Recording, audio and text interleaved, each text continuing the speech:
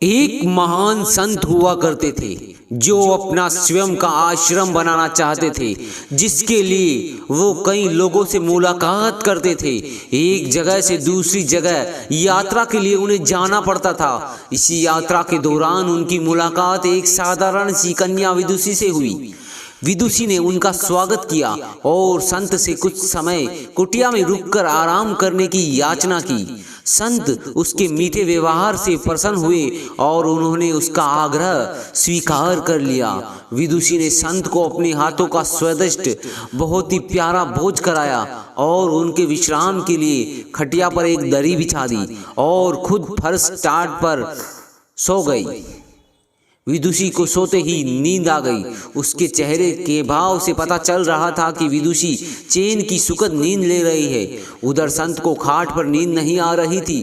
उन्हें मोटे नरम गद्दे की जो आदत थी, जो गद्दा उन्हें दान में मिला था, वो रात भर विदुषी का सोच रहे थे कि वो कैसे इस कठोर जमीन पर इतने चैन से सो सकती है। दूसरे दिन सवेरा होते ही संत ने विदुषी से पूछा कि तुम कैसे इस कठोर धरा पर इतने चैन से सो रही थी।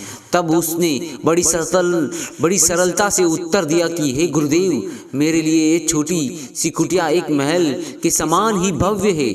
इसमें मेरे श्रम की महक है।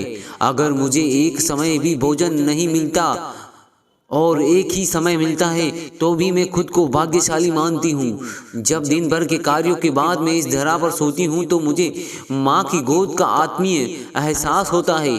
मैं दिन भर के अपने सत्कर्मों का विचार करते हुए चैन की नींद सो जाती हूँ। मुझे एहसास भी नहीं होता कि मैं इस कठोर धरा पर हूँ। यह सब सुनकर संत जाने लगे।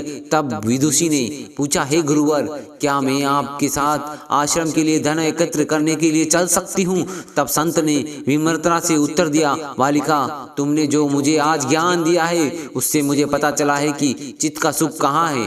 अब मुझे किसी आश्रम की इच्छा नहीं रही। यह कहकर संत वापस अपने देश लौट गए और एकत्र किया गया धन गरीबों में बांट दिया और स्वयं एक कुटिया बनाकर आराम से रहने लगे। इस कहानी से हमें दोस्तों बहुत ही प्यारी शिक्षा मिलती है। आत्म शांति एवं संतोष ही सुखी जीवन का रहस्य है। जब तक इंसान को संतोष नहीं मिलता वो जीवन की मोह माया में फंसा रहता है, और जो इस मोह माया में फंसता है उसे कभी चैन नहीं मिलता। जीवन का सुख संतोष में है। अगर मनुष्य जो है उसे स्वीकार कर ले तो उसी में खुशियां तलाशे तो उसे क्षण भर में सारे सुख का अनुभव कर लेगा। जिस तरह विदुषी एक वक्त के भोजन को ही अपना सौभाग्य मानती है और कठोर धरा पर चैन से सोती है, उसी कारण उसे जीव में सभी सुखों का अनुभव हुआ है। वही एक संत वैरागी होते हुए भी खाट पर चैन की नींद नहीं सो पा रहा था, क्योंकि उसे अपने पास जो है उसमें संतोष नहीं था।